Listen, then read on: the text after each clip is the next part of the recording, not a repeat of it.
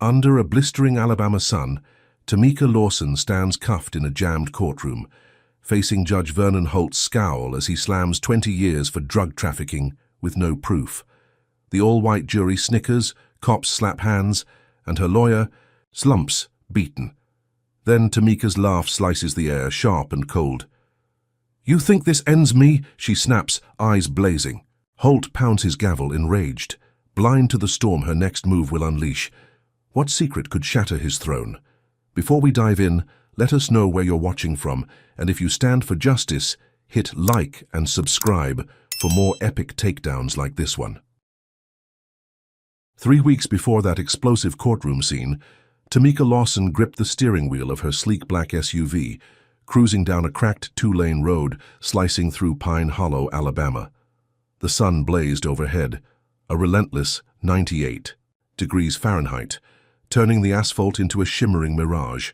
Sweat beaded on her forehead, but her expression stayed cool, unreadable. At 35, she carried herself with the quiet steel of someone who'd seen the world's underbelly and come out sharper for it. Officially, she was a consultant on leave from a desk job in Washington, D.C., heading to a rented cabin, 30 miles south for a rare stretch of peace. Unofficially, she was a CIA operative, fresh off a 6-month stint infiltrating a trafficking ring in Eastern Europe, her real life tucked behind a mask of mundane cover stories. Pine Hollow wasn't her mission, just a pit stop, but trouble had a way of finding her. The town's reputation hit her first, a sour whiff on the breeze. Pine Hollow was a sundown town, the kind of place where faded Confederate flags flapped. From porches and outsiders got a hard stare, black folks especially. Tamika knew the history. Whispered tales of midnight disappearances, crosses burning on lawns, a legacy of hate baked into the red clay soil. She'd driven through worse, though. Her training taught her to clock exits, read faces, keep moving. So when a rusted patrol car slid into her rearview mirror 5 miles past the welcome sign, she didn't flinch. Not yet. Its light stayed dark, but it hugged her tail, weaving just close enough to send a message. She checked her speed. 42 in a 40 zone. Legal. Her taillights glowed steady when she tapped the brakes. No excuse there. Still, the car shadowed her, a predator pacing its prey. 10 minutes later, the lights flared blue, spinning like a warning beacon against the dusty pines. Tamika eased onto the gravel shoulder, engine idling, hands at 10 and 2. She'd been here before, not in Alabama, but in a dozen other places where skin color doubled as a target. Her pulse stayed even, a metronome honed by years of facing down worse than small-town cops. The officer stepped out, boots crunching, a hulking silhouette against the glare. 6'3", maybe 230 pounds, with a buzzed scalp, and a swagger that screamed untouchable. His uniform strained at the shoulders, badge glinting like a taunt. Tamika squinted through the window as he approached, catching the ink on his forearm. A Confederate battle flag, stark black against sunburned skin. Officer Clyde Baxter, the nameplate read. She filed it away. He tapped her window with a meaty knuckle, motioning her to roll it down. She complied, the glass humming as humid air flooded in. "License and registration," he barked, voice thick with a drawl that dragged like molasses over broken glass. "No ma'am, no please, just a command laced with contempt." Tamika reached for her wallet, movement slow and deliberate, every gesture a shield against the excuse to escalate. She handed over the papers, her DC license crisp and official. Baxter snatched them, eyes flicking from her photo to her face, then back, like he was hunting for a lie. "Where you headed?" he asked, not looking up. "Cabin off Route 6, she said, tone neutral, giving him nothing to grip onto. "Visiting for a few days," he grunted, lips curling into something that wasn't quite a smile. "Fancy city girl, huh? We don't get many of your kind round here." The "your kind" hung heavy, a brick dropped into still water. Tamika's jaw tightened, but she held his gaze, letting the slur slide past like a dull blade. She'd heard worse, survived worse. Baxter stepped back, circling her SUV, his boots kicking up dust. He paused at the trunk, lingered, then rapped it twice. "Pop it," he ordered. Her stomach coiled, instincts prickling. No probable cause, no reason, but arguing wouldn't shift the script. She pressed the release, heard the click, and watched him in the side mirror as he rummaged. He moved with purpose, too smooth, like a man who'd rehearsed this dance. Seconds stretched into a minute. Then he straightened, holding a clear plastic bag in his fist. White powder gleamed inside, enough to make a felony stick. Tamika's breath caught, not from fear, but from the sheer audacity. She'd never seen that bag before. Her car was spotless, checked weekly for bugs or plants, a habit from her covert life. This was a setup, bold and sloppy. "Looks like we got a problem," Baxter said, sauntering back to her window, dangling the bag like a trophy. "Meth. Big haul for a tourist." His grin split wide, teeth yellowed from chew. "Step out, now." Tamika unbuckled, easing the door open, her boots hitting gravel with a soft thud. She stood 5'8", lean and wiry, her frame coiled with a strength he couldn't see. "That's not mine," she said, voice flat, eyes locked on his. A statement, not a plea. "Sure it ain't," he sneered, leaning in close enough for her to smell stale coffee on his breath. "You don't belong here, girl. This is Pine Hollow. We keep it clean." The girl landed like a slap, dripping with venom, a reminder of every time she'd been shrunk down to less than human. He grabbed her arm, twisting it behind her back, and she let him, muscles tensing but compliant. Fighting now would only stack the deck higher against her. Cold steel snapped around her wrists, cuffs biting into her skin as he shoved her toward the patrol car. "Drug trafficking's a serious charge round here," he said, slamming the door after her. "Judge don't like outsiders dirtying up his town." He climbed into the driver's seat, radio crackling as he called it in. "Got one, black female, meth in the trunk.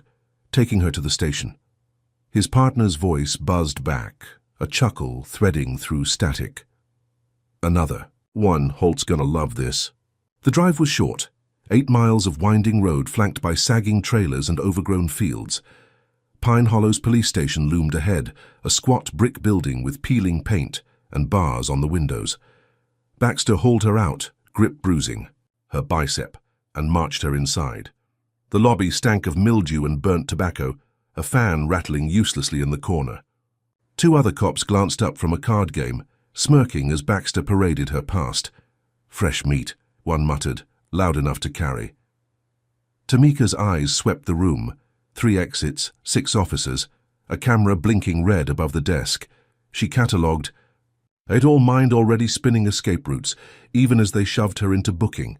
They took her prints, snapped a mugshot, her face a mask of calm defiance under the harsh flash. Baxter tossed her into a holding cell, iron bars clanging shut. The floor was sticky with grime, the air thick with sweat. "Enjoy your stay," he said, spitting on the concrete near her feet. "We'll see how tough you are when Holt gets a hold of you." He turned, boots echoing down the hall, leaving her alone with the hum of fluorescent lights and the weight of his threat. Tamika sank onto the metal bench, cuffs off but wrists raw. She wasn't scared, not yet. Anger simmered low, a fire she'd stoke when the time was right. This wasn't her first cage. She'd broken out of a cartel dungeon in Bogota with nothing but a hairpin and a busted lighter. Pine Hollow was child's play compared to that. But the racism here, the casual cruelty, gnawed at her in a way foreign threats never did. Baxter's tattoo, his slurs, the bag of meth. It was personal, a system built to grind her down because of who she was. She leaned back, closing her eyes, letting her training take over. Observe, adapt, strike. They thought they had her pinned. They had no idea who they'd just locked up. Her fingers brushed the bench, tracing its edges, searching for anything useful. Nothing but rust and filth. She exhaled, slow and controlled, replaying Baxter's moves. The plant was sloppy, too quick. He'd expected her to panic, to beg. Instead, she'd given him silence, and that rattled him. Good. Let him stew. She'd seen his type before, bullies with badges, drunk on power they didn't earn. But this wasn't just one cop. That radio call, the mention of Holt, the way the station buzzed with quiet glee, it was a machine, oiled and ready to chew her up. She'd have to be smarter, faster, deadlier. The cell door clanked in the distance, footsteps approaching. Tamika opened her eyes ready. Whatever came next, she'd face it head-on. Pine Hollow thought it could bury her. She'd make sure it choked on the dirt instead. The Pine Hollow police station buzzed with a low, ugly energy as Tamika Lawson sat in her cell, back pressed against the cold metal bench. The air reeked of sweat and cheap disinfectant, a stench that clung to her skin like a second layer. She'd been processed fast, too fast, by a desk sergeant with a leer that made her stomach twist. He was a wiry guy, mid-40s, with a patchy beard and eyes that darted like he was hiding something. "Name?" he'd snapped, fingers hovering over a grimy keyboard. "Tamika Lawson," she'd answered, voice steady, handing over her DC license. He'd squinted at it, then at her, before tossing it into a drawer with a grunt. "Must have lost it," he muttered, smirking as he typed Jane Doe instead. Tamika's fists clenched, but she stayed silent. Calling him out wouldn't fix this. Not yet. Her mugshot came next, the flash blinding, her face a stone wall under the lens. They'd stripped her of her keys, wallet, even the hair tie she'd worn, tossing them into a plastic bag marked with a number she didn't get to see. Now locked in this 6x8 cage, she watched the station through the bars. The walls were a dingy beige streaked with stains she didn't want to identify, but it was the graffiti that caught her eye. Scratched into the paint above the bench in jagged letters was a single word: gone. Below it, a crude drawing of a noose, a message loud and clear from Pine Hollow to anyone who looked like her. She traced it with her fingertip, the roughness biting her skin, and felt a chill that had nothing to do with the damp concrete. Across the hall, Officer Clyde Baxter lounged against a vending machine, his bulk dwarfing the flickering light above. He was peeling an orange, juice dripping onto the floor, while his partner, Officer Reese Tatum, leaned nearby, a skinny guy with a buzz cut and a permanent sneer. Their voices carried, low but deliberate, meant for her to hear. "Told you she'd be easy," Baxter said, popping a segment into his mouth. "Framed her clean. Meth's a slam dunk round here."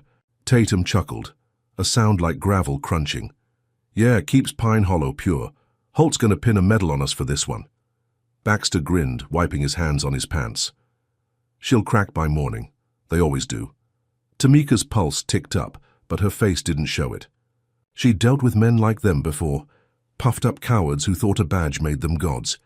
In her CIA days, she'd stared down warlords who'd slit throats for less than a sideways glance. These two were amateurs, sloppy with their gloating, but that didn't make them less dangerous. She shifted on the bench, testing its edges when her fingers brushed something sharp under the frame. She worked it free, slow and quiet. A rusted shank, 3 inches of jagged metal wrapped in cloth, a leftover from some desperate soul. She tucked it into her sleeve, a small victory in this hellhole. If they came at her, she'd be ready. Her eyes flicked to the ceiling, spotting a camera bolted in the corner, its red light blinking lazily. Someone was watching. Holt, maybe? The judge they kept name-dropping? The puppet master pulling these strings? She filed that away, her mind spinning through options. Demand a call, lawyer up, wait for an opening. She needed to move fast, but not rashly. Her training screamed patience, even as every nerve burned to smash through those bars. The shank felt heavy against her wrist, a promise she'd keep close. Hours crawled by, the station's hum fading into a dull drone. Then boots echoed down the corridor, heavy and purposeful. Baxter loomed outside her cell, his shadow swallowing the light. He twirled his keys, a predator playing with its catch. "Had time to think, girl," he said, voice dripping with mock concern. "Got a deal for you. Confess now. Say you're sorry for dirtying up our town, and maybe we don't find another pound of meth in that fancy car of yours." His eyes gleamed, daring her to bite. Tamika stood, slow and deliberate, meeting his stare. "I don't confess to lies," she said, each word a blade. "That bag's yours, not mine." For a split second, his smirk faltered, a crack in his armor. Then it hardened into something darker. "Big mistake," he growled, unlocking the cell. The door squealed open, and he stepped inside, close enough for her to smell the citrus on his breath. "You think you're tough? Let's see how tough." Before she could react, his fist slammed into her gut, doubling her over. Hair rushed out, pain blooming hot and sharp. She staggered, catching herself on the wall, but he wasn't done. He grabbed her collar, yanking her up, and smashed her against the bars. Metal bit into her cheek, splitting her lip, blood trickling, warm down her chin. "This is my town," he hissed, breath hot against her ear. "You're nothing here." He shoved her back hard, her skull cracking against the concrete. Stars burst in her vision, but she didn't scream. She wouldn't. Give him that. Baxter stepped back, panting, wiping her blood off his knuckles onto his shirt. "Next time you'll beg," he said, slamming the cell door shut. His boots thudded away, leaving her slumped on the floor, the shank still hidden, her lifeline. She spat blood onto the concrete, a red smear against the filth, and forced herself upright. Pain throbbed through her ribs, her face, but her mind stayed razor-sharp. He'd misjudged her. They all had. She'd taken worse in a Syrian black site, walked away from a beating that left scars she still carried. This was personal now, a war declared in that cell. She wiped her lip, tasting copper, and replayed his words. My town. Pine Hollow wasn't just a place. It was their kingdom, built on hate, greased with corruption. Baxter and Tatum weren't lone wolves. They were foot soldiers for someone bigger. Holt, the judge, loomed in her thoughts, a faceless tyrant she'd meet. Soon enough. The camera blinked above, a silent witness. Was he watching now, laughing at her bloodied face? Or was it just Baxter's ego flexing for the lens? Either way, she'd turn it against them. Her fingers tightened around the shank, metal warming to her skin. She'd play their game, let them think they'd broken her. But every bruise, every slur was fuel. She'd seen systems like this collapse under their own weight, toppled by one well-placed strike. Pine Hollow thought it had her caged. What would they do when they realized the cage was hers to break? She leaned against the wall, breathing, shallow, plotting. The night stretched on, but sleep didn't come. She didn't need it. She needed answers, and she'd carve them out of this town one way or another. Let's get real for a second. What do you think about Baxter's arrogance? Thinking he can beat Tamika into submission? Comment number 1 if you're rooting for her to smash his smug face in. If you're raging at how these cops treat her like dirt just for being black, hit that like button to show some love. And if you're ready to see this corrupt system burn, subscribe now for the next chapter of Tamika's fight. She's down, but is she out? How far will Pine Hollow push her before she snaps back, harder than they can handle? The next morning, Tamika Lawson woke to the clang of her cell door, her body stiff from the beating Officer Clyde Baxter had dealt her. Pain pulsed through her ribs with every breath, her lips swollen and crusted with dried blood. She'd spent the night propped against the wall, the shank still tucked in her sleeve, her mind racing through escape plans she couldn't yet use. A female guard, sour-faced and silent, tossed her a wrinkled orange jumpsuit and barked, "Court! 5 minutes." Tamika pulled it on, wincing as the coarse fabric scraped her bruises, and shuffled out, wrists cuffed again, the metal cold against her raw skin. The Pine Hollow courthouse sat 2 blocks from the station, a squat limestone relic with chipped columns and a Confederate statue glaring from the lawn. They marched her through a side door, avoiding the main entrance where a handful of locals lingered, their stares cutting through the muggy air. Inside, the air conditioning hummed, but it couldn't mask the smell of old wood and older grudges. The guard shoved her into a holding room, a 10-by-10 box with a bench and a flickering bulb. She sat, counting the seconds, until a man stumbled in, tie askew, briefcase spilling papers. Ellis Crane, her public defender, looked like he'd slept in his suit, his thinning blonde hair plastered with sweat. "Tamika Lawson?" he asked, squinting at a file. She nodded, sizing him up, mid-30s, nervous, out of his depth. "I'm Ellis. They assigned me last night. We've got an arraignment in 20 minutes, and it's not looking good." He dropped onto the bench, wiping his brow with a sleeve. "Judge Vernon Holt's presiding. He's a legend here.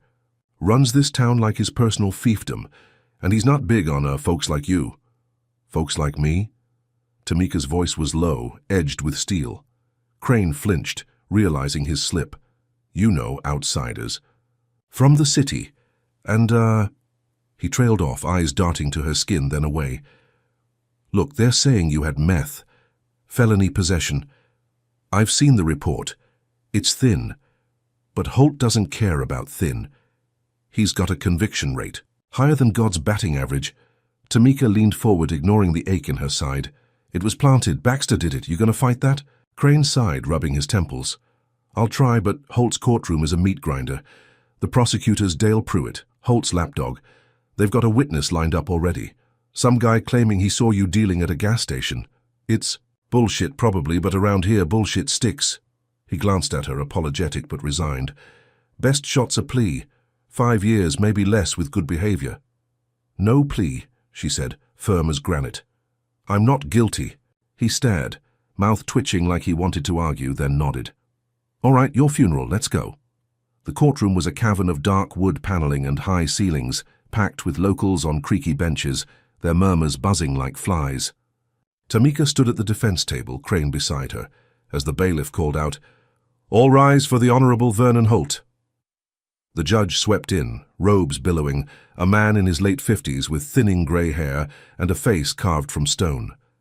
His eyes, small and piercing, landed on Tamika, and his lips curled into a sneer that didn't reach them. He sat, gavel in hand, and the room hushed. Case number 762, State versus Jane Doe, alias Tamika Lawson, the bailiff read. Holt's gaze flicked to her, sharp as a blade. Charges, he asked, voice a gravelly drawl that filled the space. Dale Pruitt stood, a wiry man with slicked-back hair and glasses perched low on his nose. Felony possession of a controlled substance, Your Honor, methamphetamine, found in the defendant's vehicle during a routine stop. He paused, smirking. We've got a witness, a concerned citizen, who saw her selling narcotics at the Shell station on Route 4. Tamika's fists clenched behind her back. She'd never stopped at that station, never sold a damn thing. Pruitt was spinning a fairy tale, and Holt was eating it up, his nod slow and deliberate. Crane cleared his throat, stepping forward. Your Honor, my client pleads not guilty. The evidence is circumstantial, and there's no chain of custody. Aren't this alleged drugs? Save it, Holt cut in, voice booming. Please noted, bail. The state requests remand, Pruitt said, adjusting his tie. She's a flight risk, no ties to Pine Hollow, and a clear danger to the community. An urban menace, if you will. Tamika's blood simmered at urban menace, the racist dog whistle ringing loud. Holt leaned forward, studying her like she was a specimen under glass. Defendants from D.C., he said, almost to himself. Big city troublemaker, no bail. She stays locked up till trial. He banged the gavel, a crack that echoed off the walls. Crane sputtered, Your Honor, she's got no record, a clean history. Overruled, Holt snapped, eyes narrowing. I've seen her type before. Next case. The bailiff grabbed Tamika's arm, pulling her toward the door as Pruitt smirked and the gallery murmured approval. She caught a glimpse of Baxter in the back row, leaning against the wall, his grin wide enough to split his face. He gave her a mock salute, fingers brushing that Confederate tattoo, a silent promise of more to come. Back in the holding room, Crane paced, sweat staining his collar. That went about as bad as it could, he muttered, kicking at a loose tile. No bail's insane for a first offense.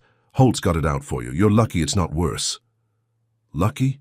Tamika's voice was ice, her stare pinning him. What's worse? He stopped, swallowing hard. Few years back, a black guy rolled through here. Speeding ticket turned into resisting arrest. Holt's buddies, some off-duty cops, dragged him out of jail one night, strung him up on a pine tree outside town, called it justice. Never found the body. Crane's eyes dropped, shame flickering. You don't get it. This place, it's a machine. Holt's the gears, the cops are the teeth. You're caught in it. Tamika's stomach twisted, not from fear but fury. A lynching casual as a Sunday sermon, and Crane thought she was lucky. She'd seen death squads in Yemen, dismantled them with her own hands. Pine Hollow wasn't a machine, it was a cancer, and she'd cut it out. I'm not pleading, she said, final. I'm exposing them. Crane blinked, incredulous. Expose who? Holt, Pruitt, Baxter? You've got no proof, no leverage. They've got a witness, a story, and a judge who'd hang you himself if he could. You're dreaming. Then wake me up when it's over, she shot back, turning away. I want that arraignment on record, every word. Holt's smirk, Pruitt's lies, all of it. You're my lawyer. Make it happen. He sighed, defeated, and gathered his papers. I'll file the transcript request, but it won't change a thing. Holt owns this courthouse, you'll see. He shuffled out, leaving her alone with the hum of the bulb and the weight of his warning. She flexed her cuffed hands, feeling the shank's outline through the jumpsuit sleeve. Not yet, but soon. Holt thought he'd buried her with that gavel. He didn't know she'd claw her way out, dragging his secrets with her. The guard returned, hauling her back to the station, the short walk a gauntlet of glares from locals spitting tobacco juice near her feet. She kept her head high, memorizing. Faces, the old man with a rebel flag cap, the woman clutching a Bible, whispering troublemaker. Pine Hollow wasn't just Holt's kingdom, it was a cult, and she was the heretic. Back in her cell, she sank onto the bench, replaying the arraignment. Holt's sneer, Pruitt's fake witness, Baxter's salute, a trinity of hate, locked tight. But every lock had a key and she'd find it. Her lip throbbed, a reminder of Baxter's fist, but her mind was clear. She'd faced rigged courts before, in places where justice was a bribe away. This was uglier, personal, a war on her skin as much as her soul. Holt thought he'd won round one, locking her up without a fight. Let him gloat.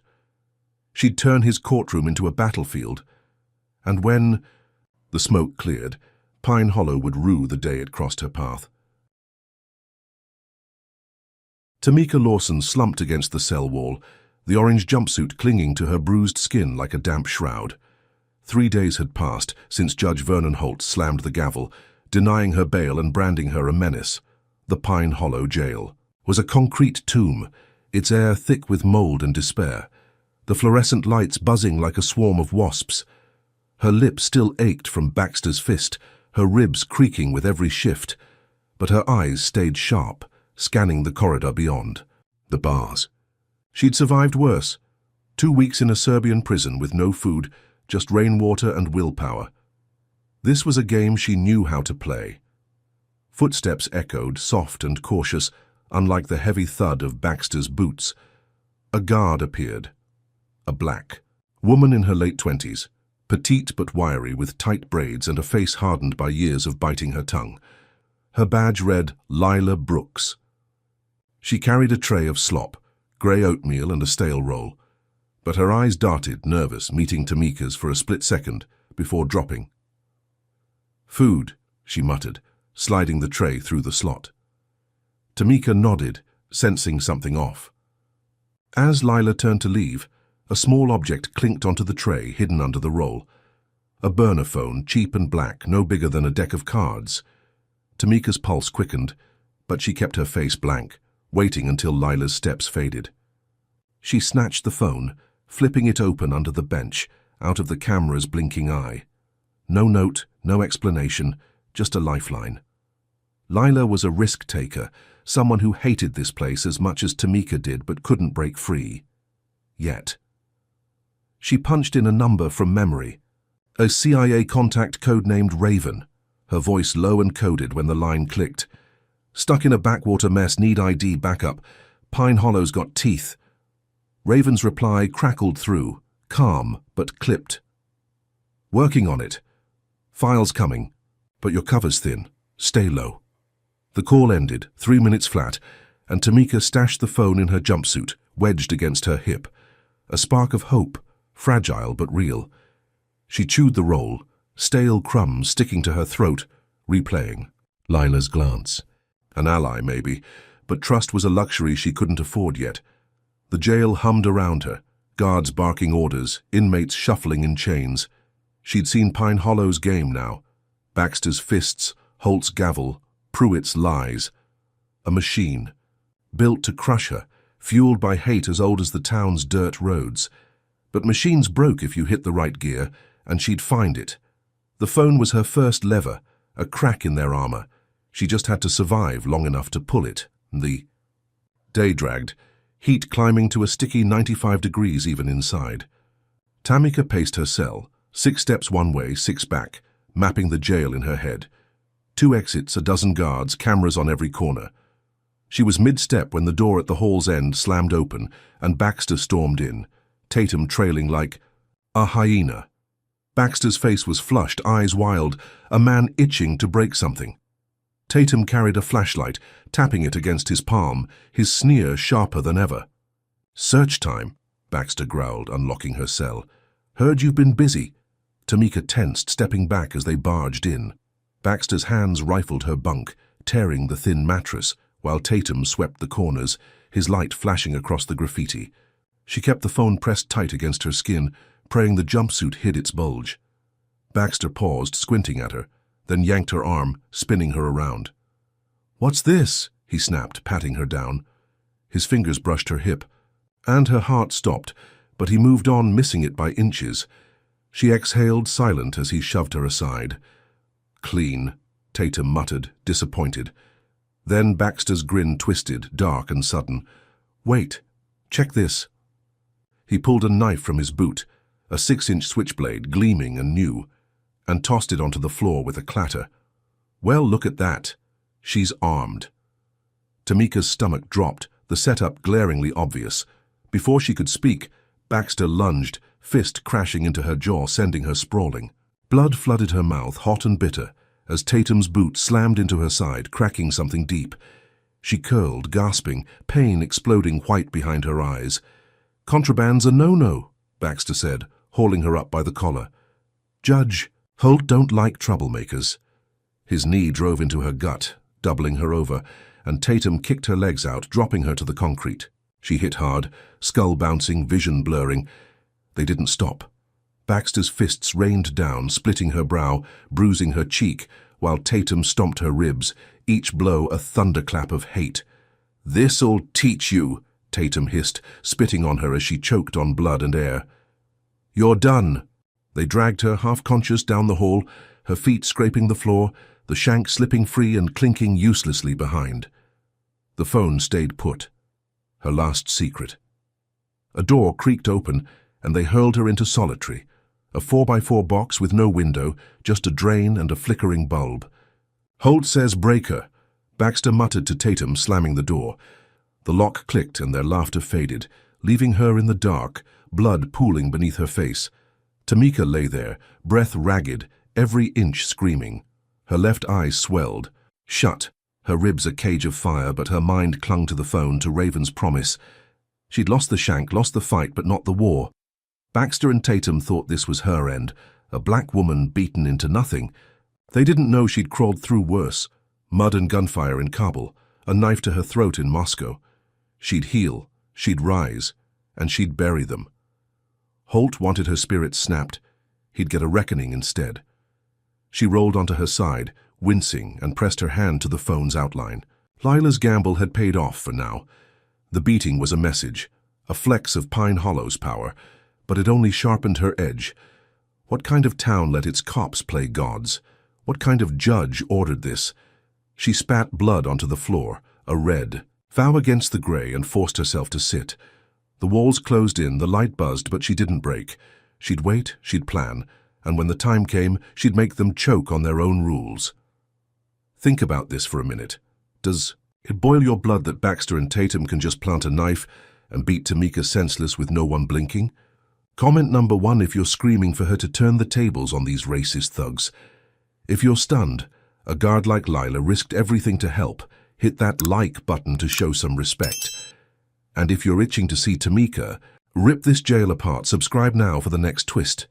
She's got a phone, but she's in solitary, bloody and battered. Can she claw her way out before Holt's next move crushes her for good? Tamika Lawson lay on the cold floor of the solitary confinement cell, her blood a sticky puddle beneath her cheek.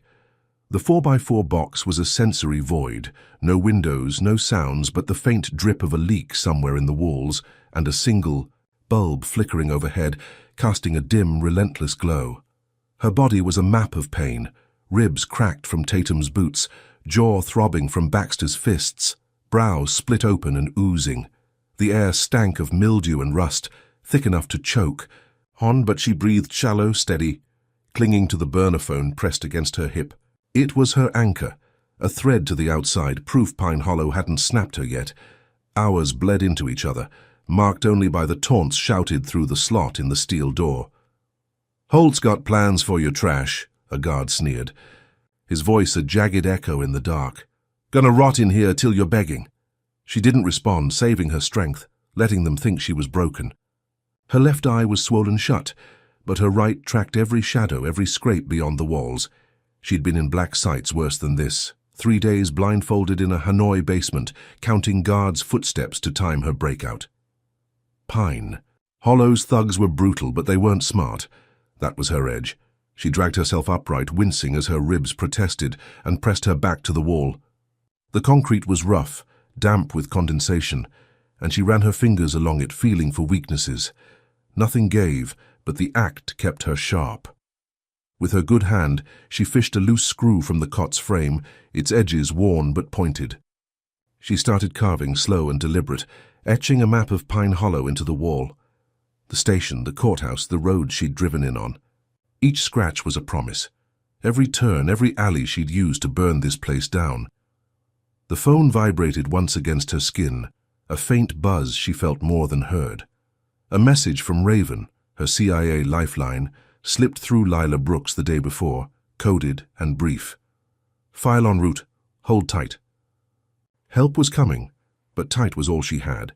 The slot clanked open again and Lila's face appeared, her braids framing worried eyes. Eat, she whispered, sliding a tray through, moldy bread and a cup of water. Tucked under the bread was a folded note, smaller than a matchbook.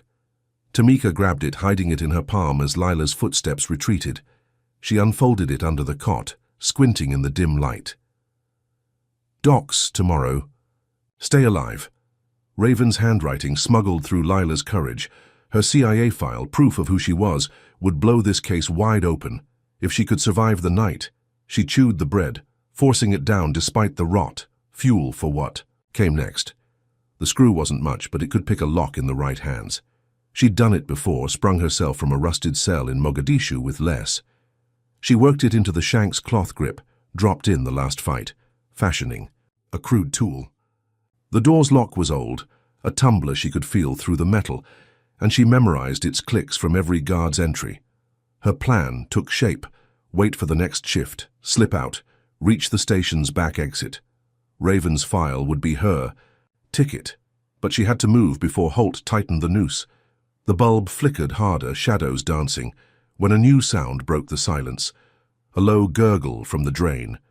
Water seeped up, brown and foul, lapping at her boots. She stood, heart pounding as it rose fast, ankle deep in seconds, reeking of sewage and gasoline. Laughter erupted outside. Officer Reese Tatum's hyena cackle. "Enjoy the bath," he yelled, and the flow surged, waist-high, choking her with its stench. She gagged, clutching the phone above the flood, her map dissolving on the wall. This wasn't random. It was a hit, a drowning dressed up as a prank. She slammed the door, screaming, muffled by the roar of water, but no one came. Tatum wanted her dead, a suicide to tie up Holt's loose end. She waded to the cot, climbing onto its wobbling frame, the water chest-deep now. The lockpick shook in her hand as she jammed it into the keyhole, twisting, feeling the pins. Give. Her ribs burned, her vision swam, but she pushed, adrenaline spiking. The lock clicked, and the door swung open, spilling her into the hall with a tidal wave of filth. She stumbled upright, gasping, the phone still dry, and ran, bare feet slapping wet concrete. The corridor stretched ahead, dim and empty, the back. Exit a faint glow 30 yards off. Freedom pulsed in her chest. She'd made it, she'd won. Then a shadow loomed, tall and robed, blocking her path. Judge Vernon Holt stood there, his grey hair slicked back, a taser in his hand, its blue arc crackling. His face was a mask of fury, eyes small and vicious, lips curled into a snarl. "Going. Somewhere," he growled, voice low, dripping with menace. Before she could lunge, he fired, twin prongs biting her chest. Electricity ripped through her. A white-hot scream she couldn't voice, and her legs buckled. She hit the floor, twitching, sewage soaking her jumpsuit, the phone slipping from her grip but caught in her sleeve. Holt stepped closer, looming, over her, his polished shoes inches from her face. "You're mine now," he said, his drawl thick with triumph. He kicked her ribs, a dull thud against her fading senses, and she blacked out, the world shrinking to a pinprick of light. Her last thought was the phone, still hidden, still hers. Holt thought he'd crushed her, drowned her spirit in that flood, shocked her into submission. He didn't know she'd wake up angrier, deadlier, a storm he couldn't cage. The hallway faded, but her will didn't. Pine Hollow had drawn blood again, but she'd spill theirs before this was over. Tamika Lawson jolted awake, her body screaming as consciousness clawed through the fog of Judge Vernon Holt's taser strike. She was no longer in the flooded hallway of Pine Hollow's jail, but strapped to a rusted metal chair in a basement. Room dank and windowless, the air heavy with the tang of mildew and copper. Her wrists burned, bound tight with coarse rope that bit into her skin, her ankles lashed to the chair legs. A bare bulb swung overhead, casting jagged shadows across cracked concrete walls, scrawled with faded swastikas and slurs. Pine Hollow's secret dungeon, hidden beneath the jail's rotting facade.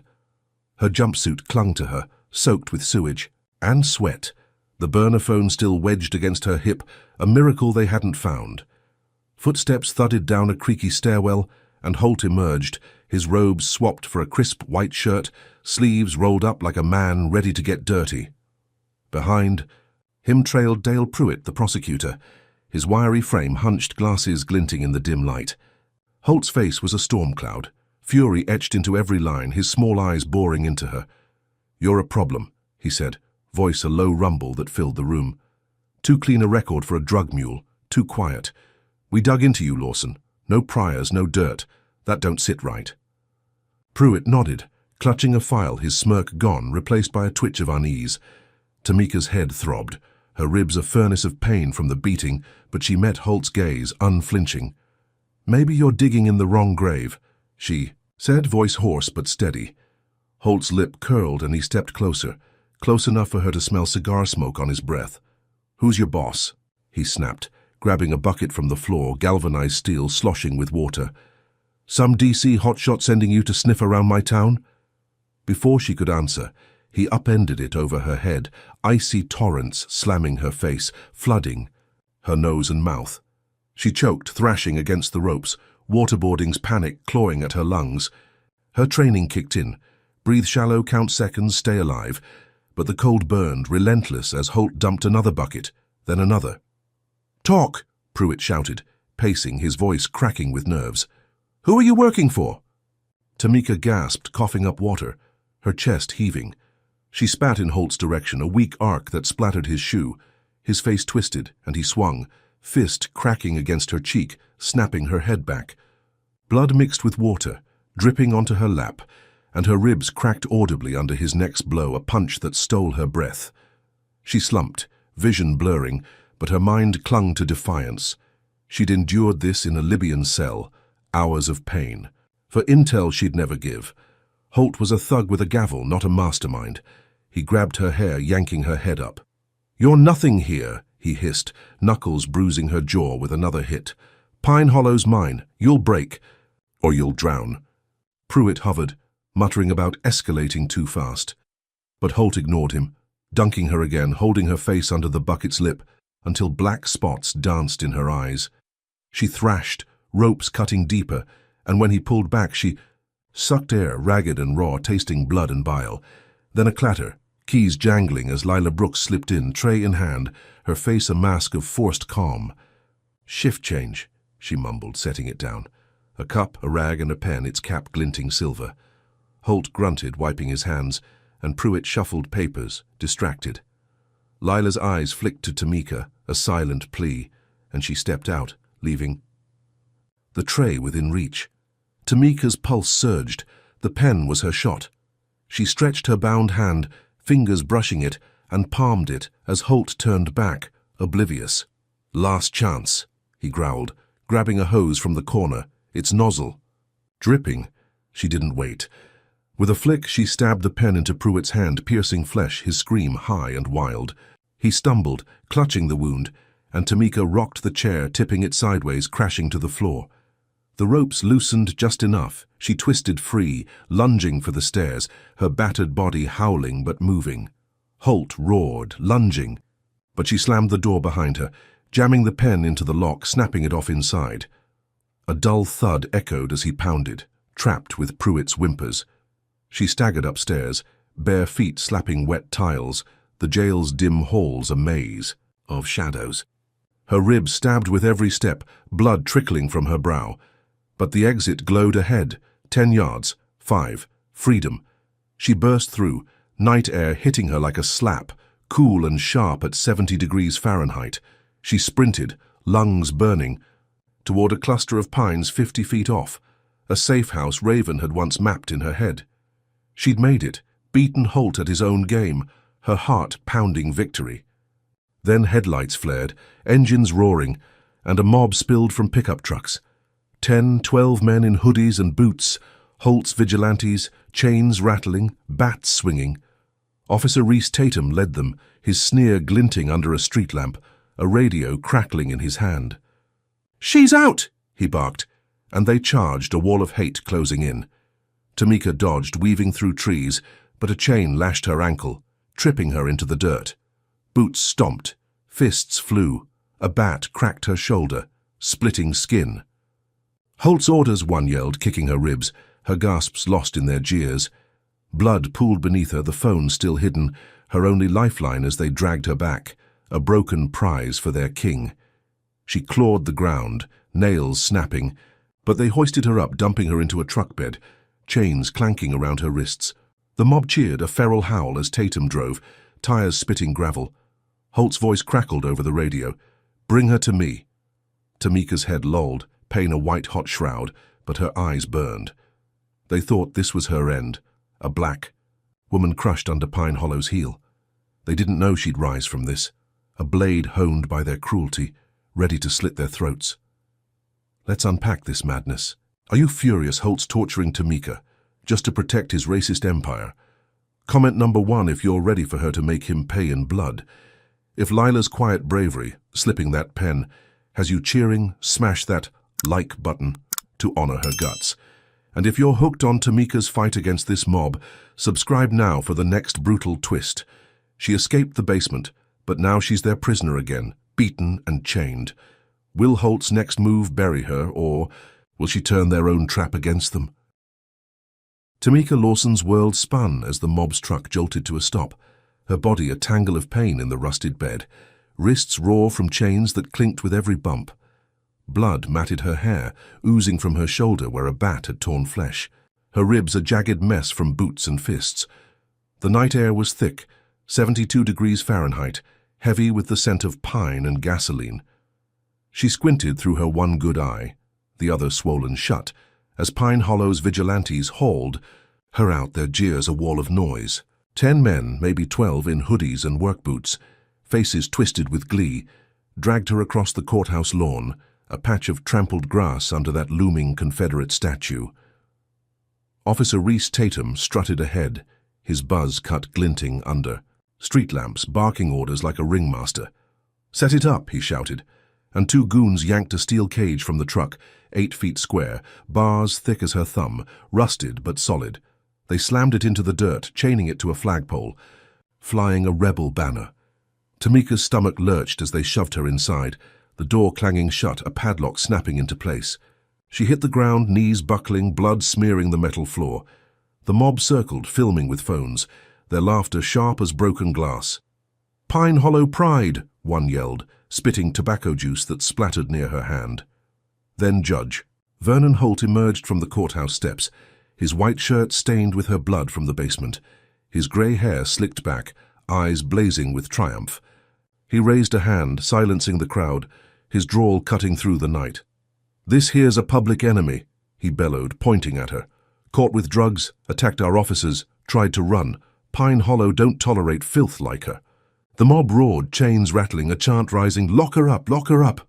Holt's lips curled, a king basking in his court, and Tamika's fists clenched, nails digging into her palms. He thought this was her breaking, a spectacle to cement his rule. She'd make it his grave. She scanned the crowd, head throbbing, spotting familiar faces. The old man with the rebel cap from her arraignment, the woman with the Bible now clutching a rock. But then a flicker, a figure in a grey hoodie, hood low, slipping through the chaos. Raven, her CIA contact, disguised and bold, edged close, her dark eyes locking with Tamika's for a heartbeat.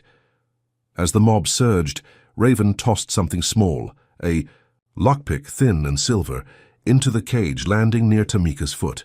She scooped it up, hiding it in her sleeve, her pulse spiking. Holt didn't see, too busy preening, but Tatum's radio crackled, his grin faltering as he listened. Tamika waited, counting breaths, letting the night deepen. The mob thinned, some drifting off, others snapping last photos, leaving her caged, under a floodlight's glare. Her ribs screamed, her shoulder bled, but the lockpick was a lifeline. At 2 in the morning, the town quiet, she worked it into the padlock, fingers trembling but sure. She'd picked tougher locks, a safe in Tehran. With a gun to her head, and this one gave after 10 minutes a soft click in the silence. She eased the door open, slipping out, bare feet silent on the grass, and bolted for the pines. 50 yards to a safe house Raven had mapped in her mind. Her breath rasped, legs wobbling, but she hit the tree line, pine needles crunching underfoot. She'd made it. Outsmarted Holt's circus, her heart pounding victory. She ducked behind a trunk, catching her breath. The safe house a shadow 200 yards off. Freedom tasted real, sharp as the night air, her bloodied jumpsuit a badge of survival. Then a loudspeaker crackled, Holt's voice booming from the courthouse, chilling her to the bone. "You didn't think I'd let you go, did you?" Floodlights blazed, pinning her in white light, and a drone whirred overhead, its red eye blinking, filming her every move. She froze, chest heaving, as the broadcast hit her like a fist.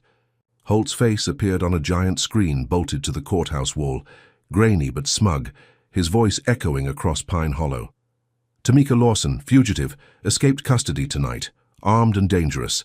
Citizens, she's yours." The footage looped. Her, stumbling from the cage, doctored to show a knife in her hand, a lie stitched together in minutes.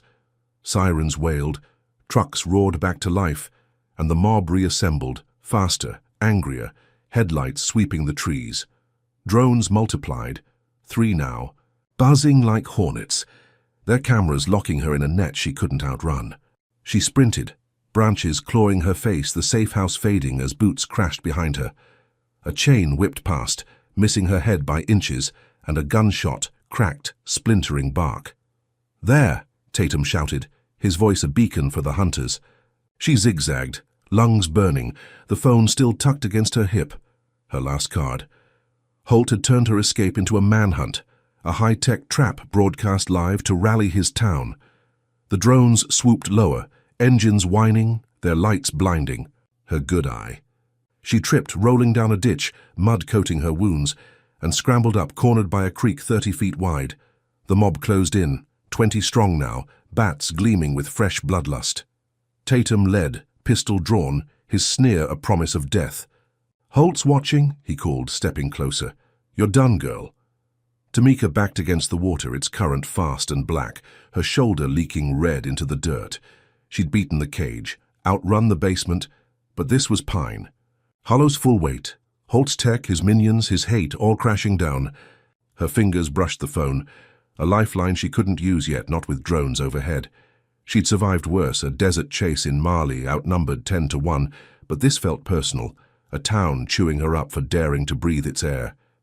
They lunged, chains swinging, and she dove into the creek, the cold swallowing her whole. She swam, current dragging her, bullets plunking into the water. She surfaced 50 yards downstream, gasping, clinging to a root, the drones circling above. Holt's voice boomed again, relentless. "Find her. Finish her." Tamika's teeth chattered, her body failing, but her mind raged. He'd made her a trophy, a warning to every black soul who crossed his line. She'd turn that screen into his confession, make Pine Hollow choke on its own pride. For now, she sank low, letting the water hide her, a ghost in their hunt. Tamika Lawson stumbled through the dark, her body a wreck as she dragged herself from the creek's icy grip, mud caking her jumpsuit, blood seeping from her shoulder where the mob's bat had struck. The night was a suffocating 70 degrees. Fahrenheit?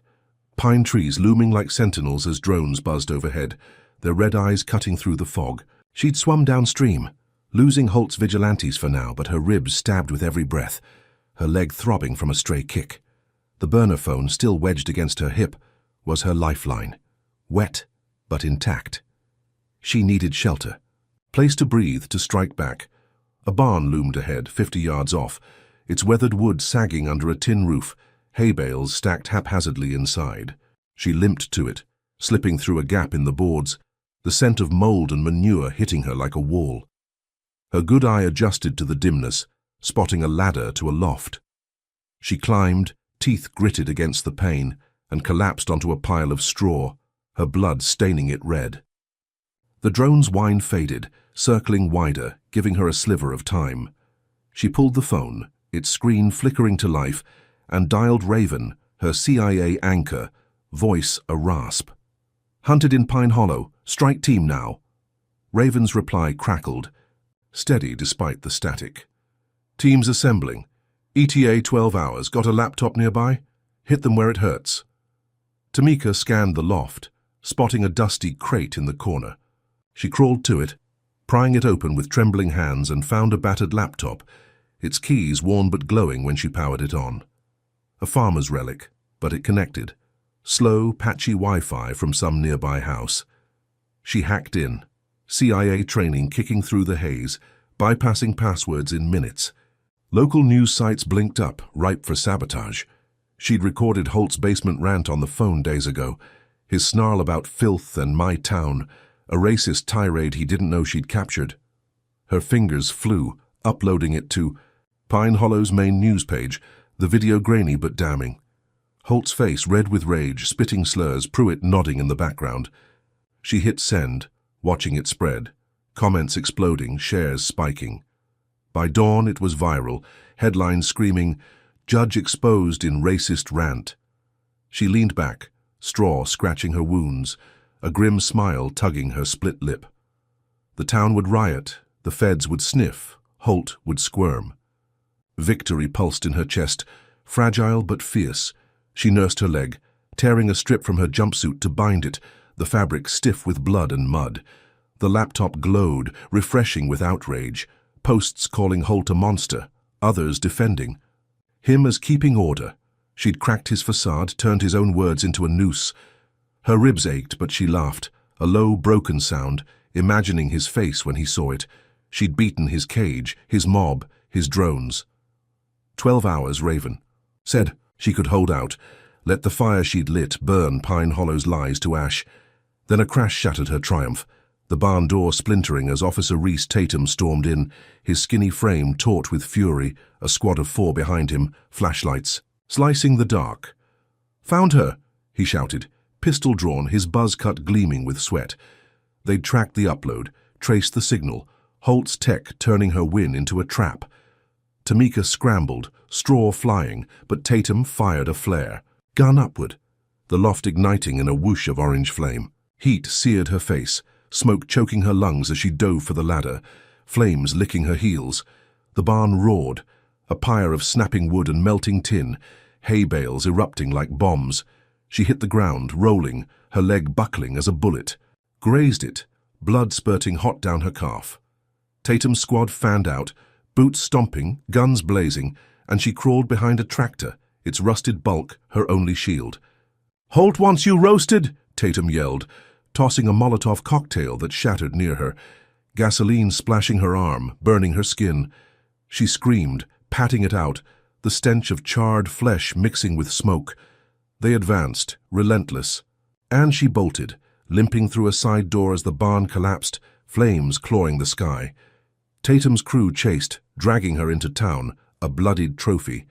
The streets swarmed with Holt's faithful, 50, 60 locals, their faces lit by firelight chanting slurs pelting her with rocks. One cracked her forehead, another her knee, and she staggered, the phone slipping but caught in her waistband. Tatum grinned, hauling her to the courthouse lawn, the cage a charred skeleton in the distance. "Fast-track trial tomorrow," Holt's voice boomed from a megaphone, his figure silhouetted on the steps. "Restore order!" The crowd surged, fists and stones raining, her body a punching bag for their hate. "Outsider!" they screamed. "Trash!" Each blow a testament to Pine Hollow's rot. She fell, blood pooling, her leg a limp wreck, but her eyes burned. Locking on Holt, he'd turned her leak into a rally, her defiance into a death sentence. Tatum kicked her ribs, a final crack, and she blacked out. the mob's roar fading to a dull hum. They thought her finished, a black woman torched and broken. They didn't know she'd wake, a ember ready to ignite their world. Picture this insanity. Are you raging that Holt's turning Tamika's expose into a twisted victory lap? Comment number 1, if you're dying to see her burn his empire to the ground. If her guts to hack that laptop mid-beating has you stunned, smash that like button to salute her grit. And if you're hooked on this fiery showdown, subscribe now for the next brutal turn. She's sparked a war, but Tatum's torched her hideout, and the town's out for blood. Can Tamika rise from these ashes, or will Holt's trial bury her alive? Tamika Lawson woke to the sting of antiseptic and the clank of chains, her body a battlefield of bruises and burns as she lay on a cot in Pine Hollow's jail infirmary. Her leg throbbed, bandaged but screaming from Tatum's bullet graze, her shoulder a raw mess from the mob's bat, her ribs cracked and taped tight. The air was sterile but humid, 75 degrees Fahrenheit, the room a white-tiled cage with a single barred window. Her jumpsuit was gone, replaced by a thin gown. The burner phone still tucked against her skin, hidden in a fold she'd ripped and re-sewn with a stolen needle. 3 days had passed since the barn burned, since Holt's mob dragged her through town, and now they'd hauled her here for a pre-trial, a formality to seal her doom. A guard shoved her into a wheelchair, cuffs biting her wrists, and rolled her to the courthouse, the same squat limestone beast where Holt had caged her. The courtroom buzzed, packed with his cronies, 20 locals in flannel and caps, their faces hard, eyes glinting with hate. Judge Vernon Holt sat high, his grey hair slicked, robes crisp, a smirk playing on his lips as he banged the gavel. The jury filed in, 12 white men, Holt's hand-picked puppets, nodding to him like loyal dogs. Tamika sat at the defense table, Ellis Crane beside her, his suit rumpled, hands shaking as he whispered, "This is a sham. They're burying you." The prosecutor, Dale Pruitt, stood, glasses low on his nose, his voice oily as he opened. "Tamika, Lawson charged with felony possession, assault on officers, and now escape. A danger to Pine Hollow." He waved a file, thick with lies, and called Officer Reese Tatum to the stand. Tatum swaggered up, buzz cut gleaming, spinning a tale of her attacking him in the barn, the flare gun a defensive move. Tamika's fists clenched, her leg pulsing under the table, but she stayed silent, letting the farce play out. Crane rose, voice cracking. "My client was brutalized. The barn fire was attempted murder." Holt laughed, a dry, hollow sound that silenced the room. "Delusional," he said, leaning forward. "She's a fugitive. A liar. Evidence speaks, louder than her tales." The jury nodded, smirk spreading, and Tamika's blood boiled. She'd exposed Holt's rant, turned the town against him, but he'd twisted it, called it a fake, rallied his faithful. She limped to her feet, ignoring Crane's tug, and faced Holt. "That fire was your squad. I've got proof." The room stilled, Holt's smirk faltering for a heartbeat. "Sit down," he snapped, gavel poised, but she didn't budge. Then Lila Brooks slipped in, a shadow at the back, dropping a manila envelope with Crane as she passed. Raven's work, CIA docs, her identity in black and white. Crane fumbled it open, eyes widening, and handed it to Tamika. She held it high, voice cutting through the murmurs. "I'm CIA, check these. I demand a federal probe." A gasp rippled through the courtroom, the jury shifting, Holt's face reddening. She tossed the papers to the clerk, who hesitated, then carried them to the bench. Holt skimmed, his jaw tightening, panic flickering in his small eyes. "Irrelevant," he barked, slamming the gavel. "This changes nothing. Court's adjourned till tomorrow." Pruitt smirked, Tatum chuckled, but the crowd buzzed, uncertainty cracking their smug shell. Tamika sat, heart pounding, thinking she'd won. A federal eye would gut this town. Holt stormed out, robes flapping, his cronies trailing, and she let herself breathe. A sliver of light in this hell. That night the jail was quiet, the infirmary dark but for a moonbeam slicing through the bars. Tamika lay on the cot, replaying Holt's flinch, the jury's doubt. The phone vibrated. Raven's voice, low. "FBI's. Alerted. Hold on." She clutched it, hope flaring, when the door burst open. 3 men loomed. Pruitt, flanked by 2 goons in ski masks, their eyes cold. "Holt's done playing," Pruitt hissed, grabbing her arm. She fought, kicking with her good leg, but a fist cracked her temple, dazing her.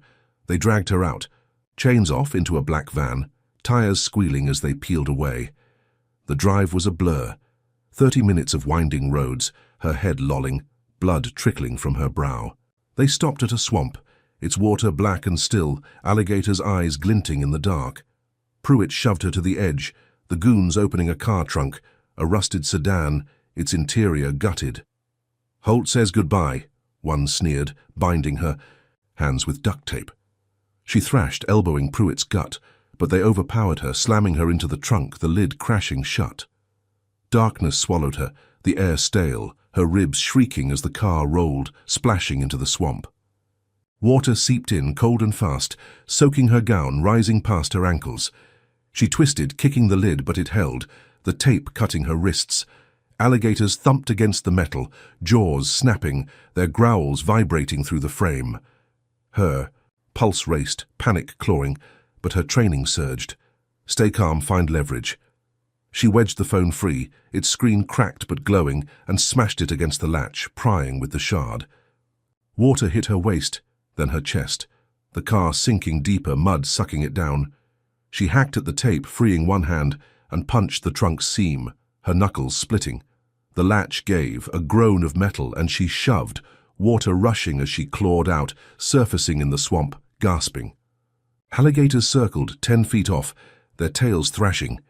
But she swam, dragging her bad leg, reaching a cypress root. She hauled herself up, shivering, blood mixing with swamp slime, the phone lost in the wreck. Pruitt's van was gone, thinking. Her dead, a clean end to Holt's problem.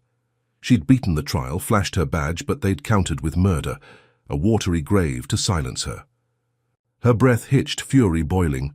Pine Hollow's hate was a beast, and she was its prey. She staggered to her feet, the swamp a maze of shadows, her gown dripping, every step agony. Holt thought this was checkmate, her body food for the gators. His town safe. He didn't know she'd crawled from worse. A sinking boat off Yemen, sharks circling, her team gone. She'd find a road, a phone, Raven's team. This wasn't her end. It was their mistake. The night swallowed her. A ghost. In the mire, ready to haunt them back. Tamika Lawson clung to the cypress root, her body trembling as swamp water lapped at her waist, the cold biting into her bones at 68 degrees Fahrenheit. Her gown hung in tatters, soaked with blood and slime. Her leg, a throbbing wreck. From Tatum's bullet, her ribs a jagged cage of pain from the mob's blows. Alligators circled 10 yards off, their eyes glowing like embers in the dark, tails slicing the black surface. The car trunk she'd escaped lay half-submerged, its rusted hulk sinking into the mud. A tomb Pruitt and his goons thought she'd never leave. Her wrists bled from the duct tape she'd shredded, the burner phone lost in the wreck. But she was alive, a ghost they couldn't bury.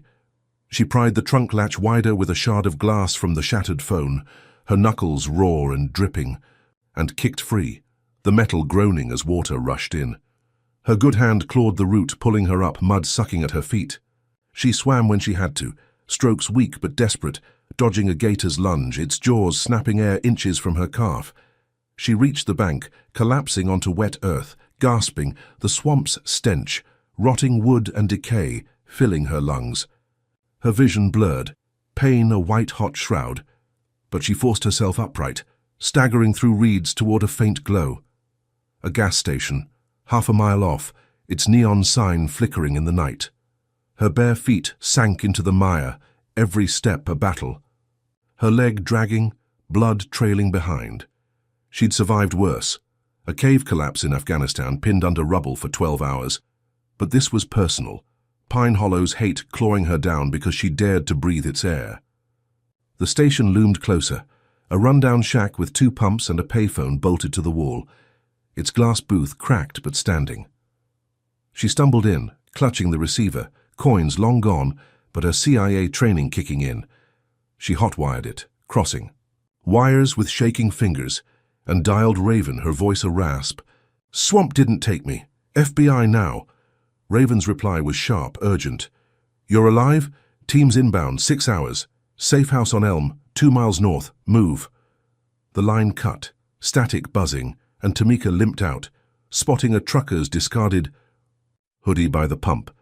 She pulled it on, hood low, masking her battered face, and hobbled north, the road a ribbon of cracked asphalt under a moonless sky.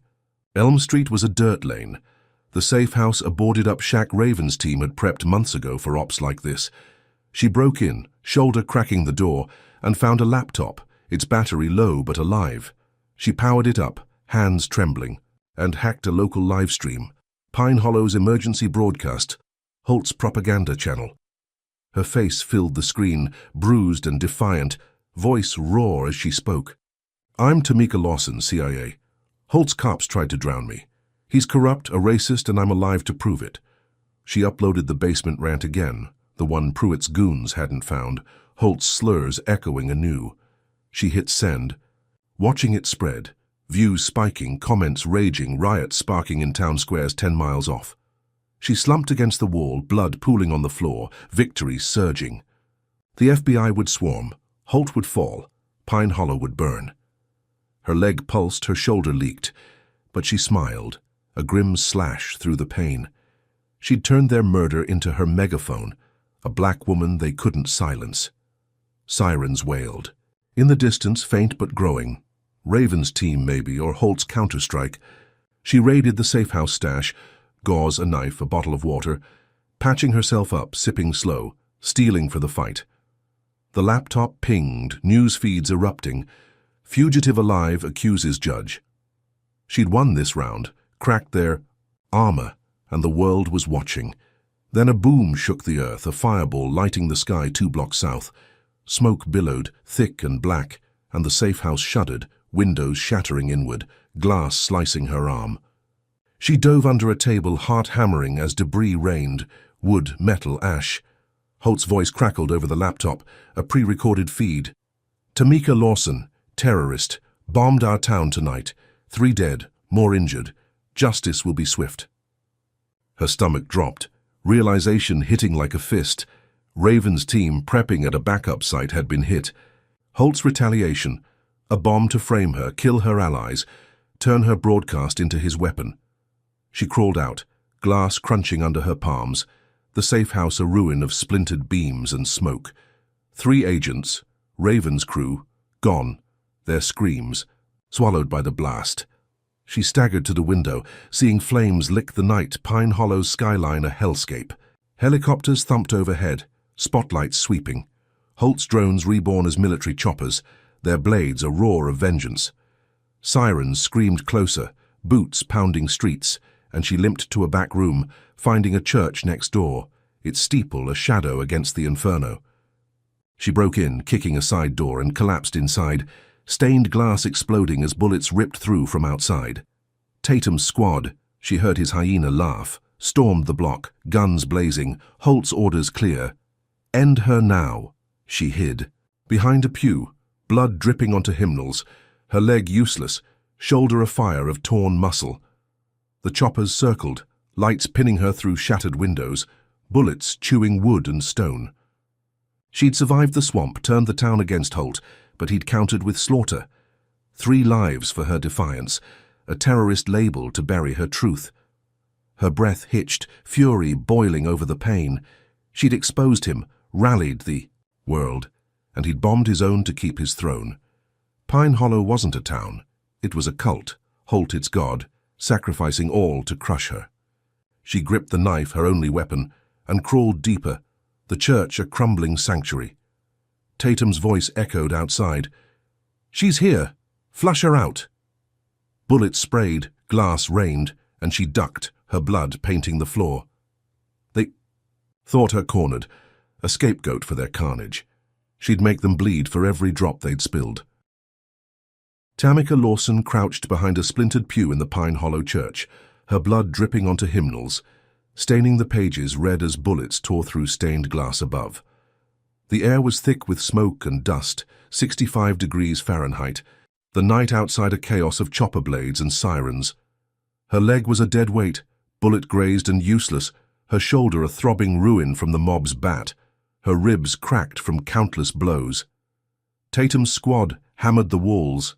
Their gunfire a relentless drumbeat, shards of colored glass raining like confetti.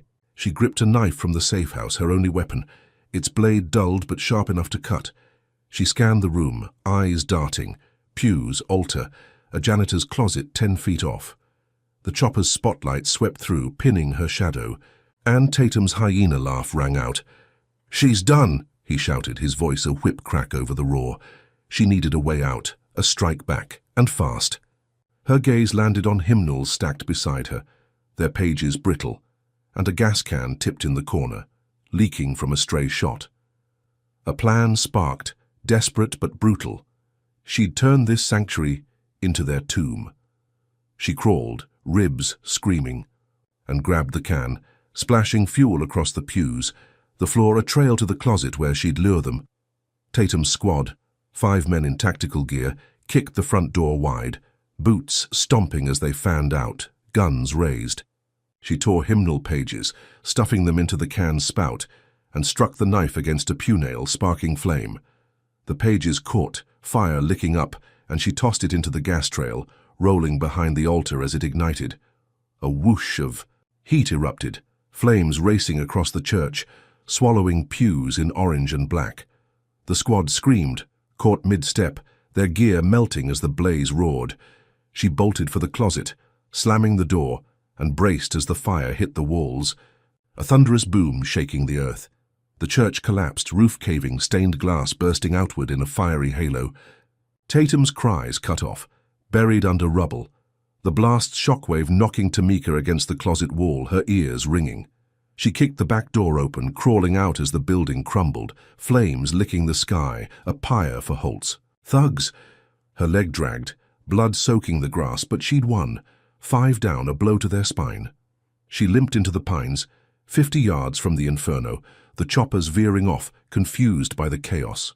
Her breath rasped, victory bitter with pain, thinking Holt's grip was slipping.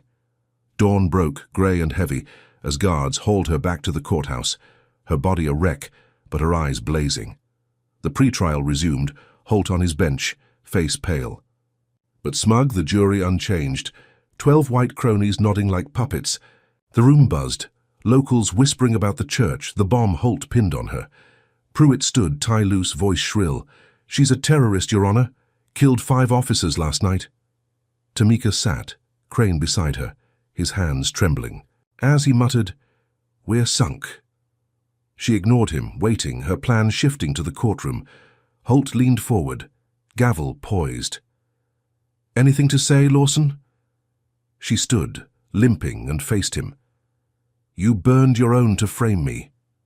I'm still here." His smirk twitched, but he played his ace.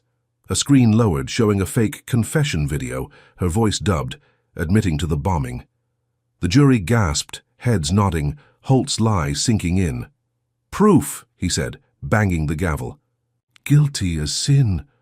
Tamika's fists clenched, her win unraveling. He'd turned her fire into his noose, the church a prop in his theater. Then Lila Brooks took the stand, summoned by Crane's last-ditch motion, her braids tight, face set. She swore in, voice steady but low. "I've seen Holt's bribes. Cash from Pruitt, deals with jail bosses. He ordered Tamika beaten, drowned, killed." The room erupted, gasps and shouts, Holt's gavel slamming uselessly. Hope flared in. Tamika's chest, Lila's truth, a crack in his wall. The jury shifted, some frowning, others glaring, but Holt's eyes narrowed, a predator cornered. "Lies!" he roared, pointing at Lila. "She's fired, disgraced." Lila pressed on, hands clasped. "I've got receipts, dates, names. He owns this town, profits off every cell." Tamika's pulse raced. Lila was gold, a witness Holt couldn't bury. She'd turned his machine inside out, her courage a blade. To his throat. Holt's face reddened, veins bulging, and he signaled Pruitt, a flick of his hand.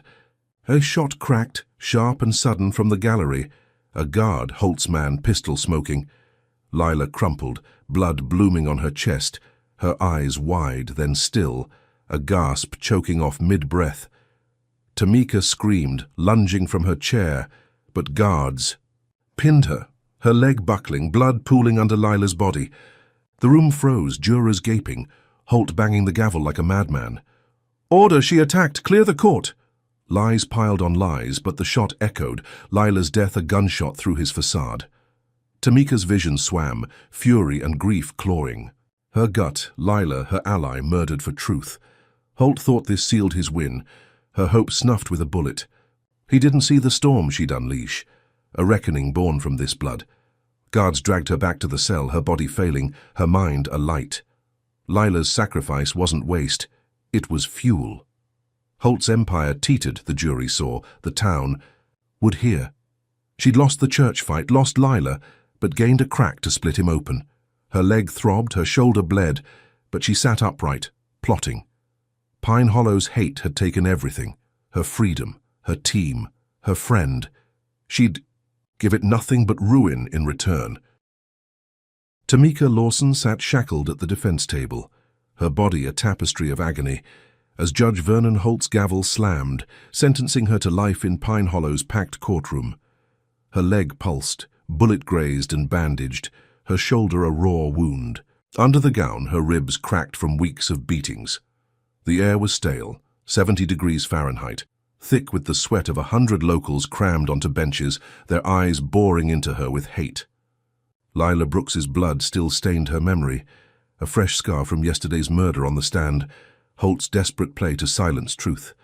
The jury, 12 white cronies, smirked, Holt's puppets, as he leaned forward, his grey hair slicked, voice a triumphant growl. Tamika Lawson, terrorist, murderer, drug runner, life without parole. The room cheered, a feral roar, boots stomping, fists pumping. Ellis Crane slumped beside her, his suit wrinkled, muttering, "It's over." Tamika's wrists chafed. Under cuffs, her breath shallow but her eyes burned, locked on Holt. He thought this was his win, her spirit crushed under his gavel, Lila's death, the final nail. She stood, slow and deliberate, chains clanking, her limp pronounced but her spine steel. The crowd hushed, Holt's smirk faltering as she reached into her gown, pulling a CIA badge from a seam she'd stitched, black leather, gold eagle, her name etched clear. She held it high, voice cutting the silence like a blade. "I'm CIA. You're done." A collective gasp sucked the air from the room, jurors blinking, locals whispering, Holt's face paling to ash. She tossed the badge to Crane, who fumbled it, wide-eyed, and she pulled a flash drive from her shoe. Its metal scratched but gleaming, a backup she'd kept since the basement, slipped by Raven before the swamp. "Play it," she said, nodding, to the clerk who hesitated, then plugged it into a laptop at Holt's bench. Audio crackled, Holt's voice raw and vicious. "Break her spirit. Kill the guard if she talks." Lila's murder, ordered live, echoed through the speakers, followed by his basement rant, slurs dripping like venom. Chaos erupted, shouts drowning the room, jurors recoiling, Holt slamming the gavel uselessly. "Lie!" he roared, but his eyes darted, panic cracking his mask. Dale Pruitt leapt up, glasses slipping, yelling objections, but the clerk looped the audio, Lila's last words, "He owns this town," ringing out. Tamika stood firm, blood seeping through her gown, her gaze a spear through Holt. "FBI's outside," she said loud and clear. "You're under arrest." The doors burst open, FBI agents swarming in, black vests, guns drawn, Raven at the lead, her hoodie gone, badge flashing as she barked, "Vernon Holt, Dale Pruitt, hands up!"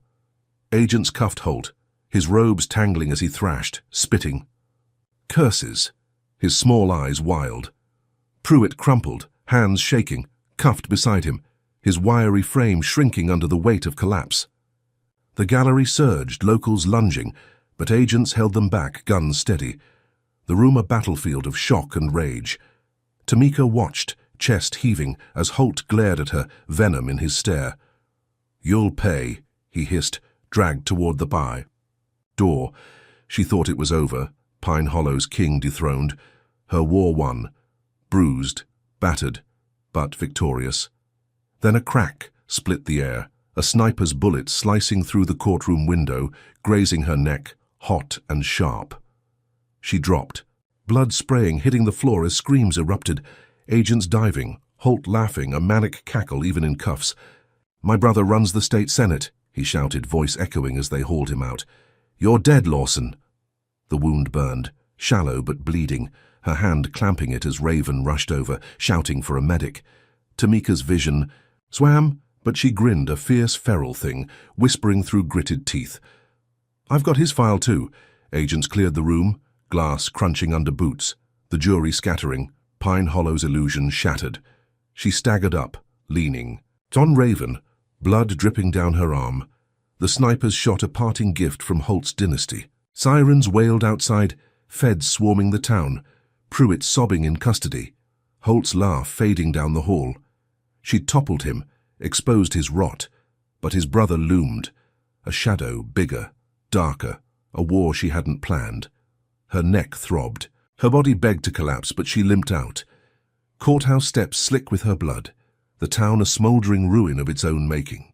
She'd beaten the cage, the swamp, the bomb, the trial, each blow meant to break her, each fueled by Pine Hollow's hate for her skin, her fight. Holt was down, his empire cracked, but the sniper's bullet was a promise.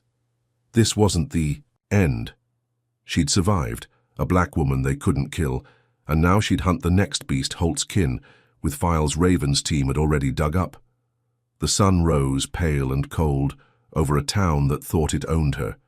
She'd make it rue, the day it tried, a bigger battle brewing in her shadow. Tamika Lawson's harrowing journey through Pine Hollow reveals stark truths about resilience, justice, and the insidious grip of systemic racism. Her story teaches us that courage isn't the absence of fear, but the will to fight through it. Beaten, caged, and nearly drowned, she never broke. She faced a town built on hate, where power shielded corruption and turned their weapons against them, proving that one voice can crack a fortress of lies. It's a lesson in vigilance. Evil thrives in silence, and exposing it, even at great cost, is the only way to dismantle it. Tamika's CIA reveal wasn't just a twist. It was a mirror to Pine Hollow's hypocrisy, a system that preached law while breaking it. Her survival underscores the strength found in unexpected allies, like Lila, who risked everything, and the price they pay. Yet the sniper's bullet at the end hammers home a bitter reality. Victory over one tyrant often unveils another, a reminder that the fight for justice is a marathon, not a sprint. This tale urges us to question authority, to dig beneath the surface, and to stand firm when the odds stack high. Tamika's war didn't end. It evolved, teaching us that true change demands relentless grit. So what's the takeaway? Evil may bend, but it rarely breaks without a push, and sometimes that push costs blood. Let's reflect on this. What would you do facing Holt's corruption head-on? Comment below if Tamika's defiance inspires you to challenge injustice. Hit like if her story fuels your fire, and subscribe for more tales of unbreakable spirits. Share this if you believe truth should always outshine lies. Thanks for joining this wild ride. Here's to courage in the dark and justice that never quits.